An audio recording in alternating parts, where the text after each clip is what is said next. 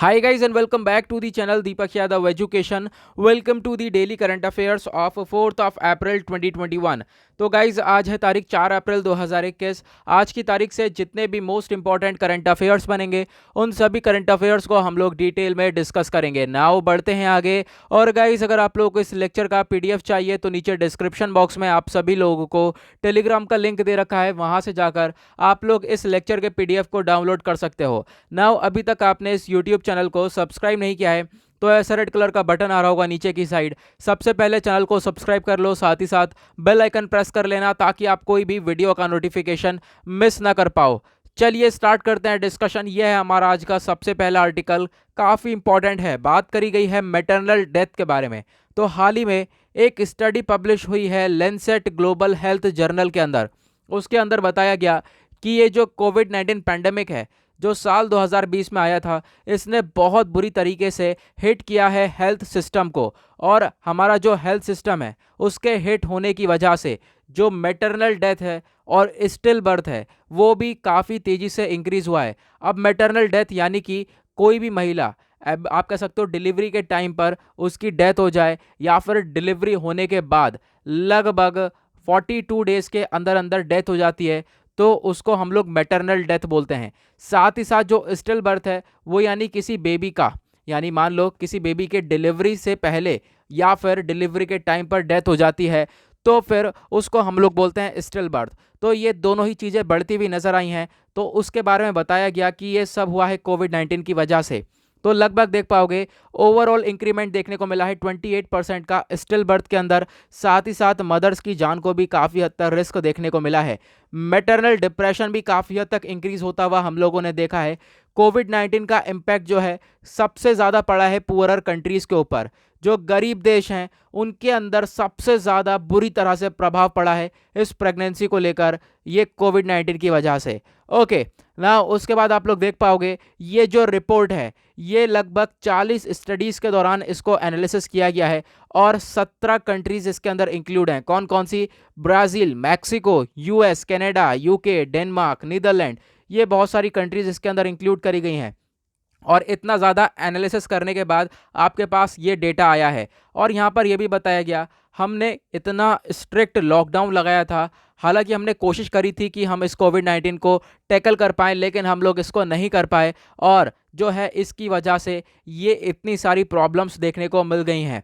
Okay, तो यहाँ पे आप लोग देख पाओगे ये सारा डेटा है, ये मैंने आपको क्लियर कर दिया। तो आई होप आप लोगों को ये सारी चीज़ें क्लियर हो गई होंगी। नाउ आते हैं आर्टिकल नंबर 2 की तरफ। ये भी काफ़ी इंपॉर्टेंट है। बात करी गई है JCPOA के बारे में। ये क्या है? ये है joint comprehensive plan of action, यानी कि इसको हम लोग न्यूक्लियर डील भी बोलते हैं, जिसको आप लोग ईरान न्यूक्लियर डील के नाम से जानते होंगे। तो यूएस और ईरान के बीच में आप कह सकते हो ये लोग दोनों मिलकर निगोशिएशंस स्टार्ट करने वाले हैं, यानी बिचौलिया इस्तेमाल करके ये लोग आपस में फिर से इस न्यूक्लियर डील के बारे में बातचीत स्टार्ट करेंगे। और कोशिश ये रहेगी कि वापस से इस न्यूक्लियर डील को वर्किंग में लेकर आया जाए। तो इस डील के बारे में मैं आपको थोड़ा सा समझा देता हूँ।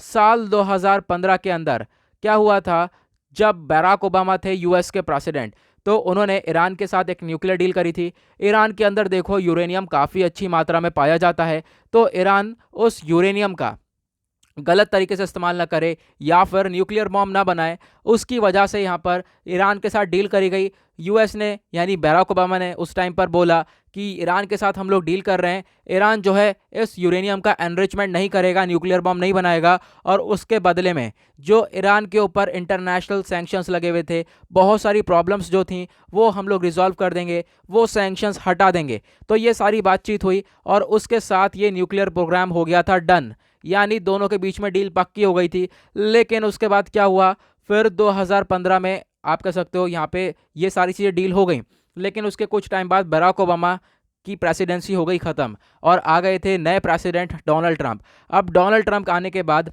इन्होंने क्या करा, सबसे पहला काम, ईरान न्यूक्लियर डील से निकल गई है बाहर। ठीक है, इन्होंने बोला यूएसए जो है इस डील के अंदर नहीं रहेगा, और निकलने के बाद ईरान के ऊपर लगा दिए ढेर सारे सैंक्शंस। अब यहाँ पर हो गई थी काफ़ी सारी प्रॉब्लम्स क्रिएट, ईरान के ऊपर ढेर सारे सैंक्शंस लगे, ईरान अपना ट्रेड भी नहीं कर सकता था, व्यापार भी नहीं कर सकता था किसी कंट्रीज़ के साथ, बहुत सारी प्रॉब्लम्स क्रिएट हो रही थी ईरान के अंदर। नाउ अब यहाँ पर देखोगे डोनाल्ड ट्रंप भी चले गए, अब उसके बाद नए प्रेसिडेंट आ चुके हैं जो बाइडन।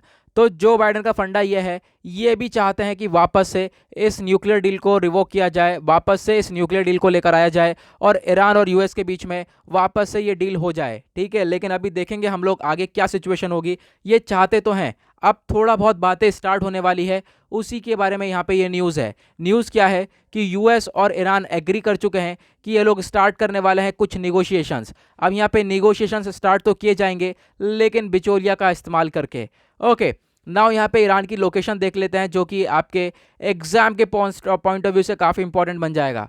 तो आप देख पाओगे ये है ईरान, इसकी कैपिटल है तेहरान, और यहाँ पे है इराक, देन टर्की, इधर अजरबैजान, आर्मेनिया, ऊपर तुर्कमेनिस्तान, अफगानिस्तान, पाकिस्तान। ये हो गए हमारे ईस्टर्न साइड वाले, ये हो गई वेस्टर्न साइड वाली कंट्रीज़। तो आई होप आप लोगों को ये क्लियर हो गया होगा। नीचे देख पाओगे यह है पर्शियन गल्फ और ऊपर है कैस्पियन सी। नाउ आगे बढ़ते हैं नेक्स्ट आर्टिकल की तरफ।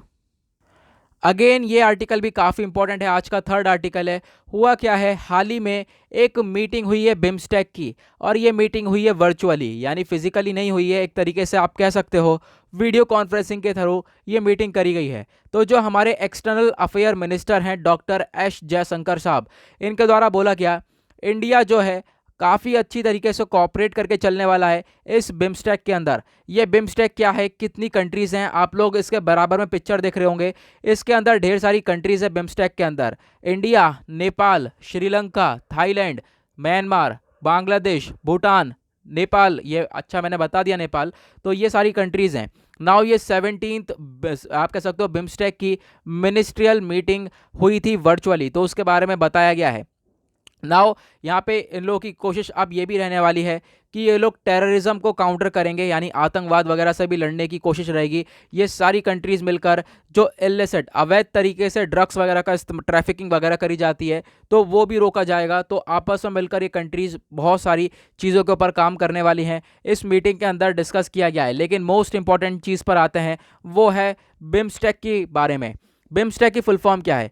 इसकी फुल फॉर्म है bay of Bengal initiative for multi sectoral technical and economic cooperation, इसकी फुल फॉर्म है। ये एक रीजनल ऑर्गेनाइजेशन है जिसके अंदर 7 मेंबर स्टेट्स हैं, और यहाँ पे आप देख पाओगे बे ऑफ बंगाल के आसपास वाले ज़्यादातर स्टेट्स देखने को मिलेंगे, यानी कि ये हो गया बे ऑफ बंगाल। और यहाँ पर आप देख पाओगे ये हैं सारे स्टेट्स जो हैं, मतलब कि जो भी कंट्रीज़ इसके अंदर हैं।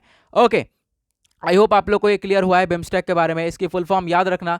नाउ ये जो ऑर्गेनाइजेशन है ये आई थी 1997 में, एक बैंकॉक डिक्लेरेशन हुआ था उसके थ्रू। उसके बाद मैंने आपको बता ही दिया इसके अंदर कितने मेंबर्स हैं। पहले इसके अंदर कम मेंबर्स हुआ करते थे, फिर धीरे धीरे बाद में इसके अंदर और मेंबर्स जुड़े और इसका नाम बदलकर बिम्स्टेक कर दिया गया था। ओके, नाउ बढ़ते हैं नेक्स्ट आर्टिकल की तरफ। आज का आता है हमारा फोर्थ आर्टिकल, ये भी इंपॉर्टेंट है। गुड फ्राइडे के बारे में बात करी गई है। जो गुड फ्राइडे है, अभी हमने 2 अप्रैल 2021 में इसको ऑब्जर्व किया है, सेलिब्रेट किया है। तो गुड फ्राइडे के बारे में आपको जानना काफ़ी ज़्यादा इंपॉर्टेंट है। आपके कल्चर के पॉइंट ऑफ व्यू से ये आर्टिकल काफ़ी इंपॉर्टेंट हो जाता है। गुड फ्राइडे, इसको हम लोग Holi Friday, great Friday, black Friday, Easter Friday के नाम से भी जानते हैं। कब मनाया जाता है? ये ऑब्जर्व करा जाता है on the Friday before Easter Sunday. Easter Sunday से पहले जो है फ्राइडे जो होता है उस पर इसको सेलिब्रेट करते हैं। ओके, नाउ क्यों सेलिब्रेट करते हैं? क्योंकि जो गुड फ्राइडे का दिन है ये दर्शाता है जो जीसस क्राइस्ट थे उनका क्रूसीफिक्शन हुआ था, यानी कि आप कह सकते हो उनको एक वुडन स्लैम पर हैंग कर दिया गया था।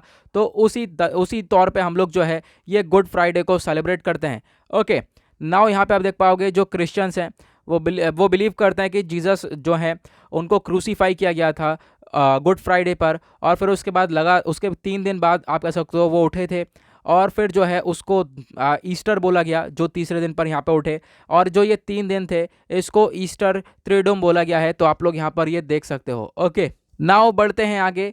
अब यहाँ पे किस तरीके से इसको ऑब्जर्व करा जाता है, कैसे सेलिब्रेट करते हैं? तो जो क्रिश्चियंस हैं वो गुड फ्राइडे को ऑब्जर्व करते हैं, पूरे दिन फास्ट रखते हैं, ठीक है, चर्च सर्विस में निकाल देते हैं पूरा टाइम, और स्पेशल मासेस निकलती हैं, जुलूस निकलता है, ड्रम्स वगैरह के थ्रू यहाँ पर बैंड्स वगैरह प्ले करे जाते हैं। इस तरीके से यहाँ पर आप कह सकते हो सेलिब्रेट करते हैं गुड फ्राइडे को। Okay, now meaning of good यहाँ पे बताया गया है। ये जो वर्ड गुड है इसका मतलब है पायस या फिर होली यानी पवित्र यहाँ पे इस्तेमाल किया गया है।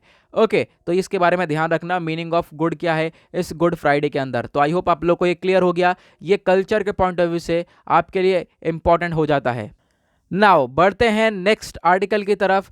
ये आता है आज का लास्ट आर्टिकल। बात करी गई है आर्मी वॉर कॉलेज के बारे में। तो ये जो आर्मी वॉर कॉलेज है माओ के अंदर, इसको सेलिब्रेट किया, इसने सेलिब्रेट करी है अपनी गोल्डन जुबली, यानी कि 50 साल हो चुके हैं पूरे, तो उसको सेलिब्रेट किया गया है आर्मी वॉर कॉलेज के बारे में। तो आपके वन डे एग्जाम के पॉइंट ऑफ व्यू से ये आर्टिकल काफ़ी इंपॉर्टेंट होने वाला है। ये एक प्रीमियर ट्रेनिंग इंस्टीट्यूट है ऑफ इंडियन आर्मी। नाउ ये जो आर्मी वॉर कॉलेज है माओ के अंदर, ये एक टैक्टिकल ट्रेनिंग देता है, रिसर्च इंस्टीट्यूशन है, आप कह सकते हो इंडियन आर्मी के लिए। कहाँ पे लोकेटेड है? माओ के अंदर। ये कहाँ पर है? मध्य प्रदेश में। यहाँ पर ढेर सारे आप कह सकते हो जो आर्मी है बेसिकली उनके ऊपर काम करा जाता है और इनको डेवलप करा जाता है अच्छी तरीके से। टैक्टिक्स यानी कि इनको एक्शन स्ट्रेटजी प्लान करना सिखाते हैं अच्छी तरीके से, यानी कि पूरी तरह से ट्रेनिंग इंस्टीट्यूट है, तो ऑब्वियस सी बात है पूरी तरह से यहाँ पर ट्रेनिंग प्रोवाइड करवाई जाती है आर्मी को। नाउ ये जो कॉलेज ट्रेन है, ये लगभग आप देख पाओगे इसके अंदर ये जो कॉलेज है ये लगभग 1200 ऑफिसर्स को, यानी इंडियन आर्मी के 1200 ऑफिसर्स को हर साल ट्रेन करता है। और अगर हम लोग इस कॉलेज का इतिहास देखें तो इसको सबसे पहले एस्टेब्लिश करा गया था कॉलेज ऑफ कम्बैट के नाम से माओ के अंदर। कब? 1 अप्रैल 1971 में। और आप कह सकते हो 2003 के अंदर क्या हुआ, इस कॉलेज का जो नाम है उसका बदल दिया गया, उस कॉलेज का नाम रीनेम कर दिया गया, आर्मी वॉर कॉलेज रख दिया गया। ठीक है, तो आपको इसके बारे में ध्यान रखना है। आई होप आप लोग को यहाँ पर ये सारी ही चीज़ें क्लियर हो गई होंगी। नाउ यहाँ पे इसी के साथ करते हैं लेक्चर को एंड। इसके बाद भी एक आर्टिकल है, लेकिन वो आपके एग्जाम के पॉइंट ऑफ व्यू से इंपॉर्टेंट नहीं है। यहाँ पर बेसिकली बताया गया है कि एक पर्सन है जॉर्डन लेडी, आप कह सकते हो ये फॉर्मर FBI एजेंट है, एक फॉर्मर एडवाइज़र भी थे, इनकी डेथ हो गई है और इनको मास्टरमाइंड बोला जाता है 1972 का जो वाटर गेट ब्रेक हुआ था। ठीक है, तो इनकी डेथ हो गई है 90 की एज में, ये बताया गया है। लेकिन ये आपके एग्जाम के पॉइंट ऑफ व्यू से इतना इंपॉर्टेंट नहीं रहने वाला, तो इसको हम लोग स्किप करते हैं। और कल मैं एक बेहतरीन आर्टिकल डिस्कस करूंगा। रशिया के अंदर अभी एक टेलीस्कोप को आप कह सकते हो लेक के अंदर, बाइकल लेक के अंदर जो है आप कह सकते हो डाला गया है, और उससे जो है बहुत सारी चीज़ें ऑब्जर्व करी जाएंगी, कैसे जो है पूरा अर्थ बना है, ये सारी चीज़ें ऑब्जर्व करी जाएंगी, उसके बारे में डिस्कस करूंगा। सोच रहा था आज मैं इसके बारे में डिस्कस करूं, लेकिन फिर वीडियो काफ़ी लंबा हो जाता। कोशिश हमारी ये रहती है हम लोग रोज़ाना जो ये डेली करंट अफेयर का वीडियो होता है इसमें 6 से 7 आर्टिकल डिस्कस करें जो कि इंपॉर्टेंट हो और वही क्लियर हो जाएं, क्योंकि ऑब्वियस सी बात है जो आप देख पाओगे जो MCQs होंगे डेली बेसिस पर, अगर आप लोग UPSC के पर्सपेक्टिव से देखोगे जो MCQs होंगे वो इन्हीं क्वेश्चन से, आज के बेसिस पर जो भी करंट अफेयर होंगे इन्हीं क्वेश्चंस पे बनेंगे। ओके, तो आप लोग इजीली जो है इसको फॉलो कर सकते हो, और जो है जितने भी और भी जो इम्पोर्टेंट जैसे कि क्वेश्चन बन जाते हैं या फिर इम्पोर्टेंट और भी जो है न्यूज़ होती है वो द हिंदू न्यूज़पेपर में कवर कर ली जाती है। इसके 1 घंटे बाद द हिंदू न्यूज़पेपर अपलोड होगा, तो उसमें जाकर आप लोग उसको भी देख सकते हो, वहाँ पर और भी ज़्यादा न्यूज़ को कवर करा जाता है। तो ये दोनों वीडियो अगर आप लोग देख लेते हो अच्छे से तो आपके काफ़ी हद तक करंट अफेयर जो है वो प्रिपेयर हो जाते हैं। ओके, नाउ इसी के साथ करते हैं हम लोग अपने डेली करंट अफेयर के वीडियो का एनालिसिस समाप्त। मिलते हैं आप लोगों से नेक्स्ट वीडियो में। आज के लिए bye bye, have a nice day.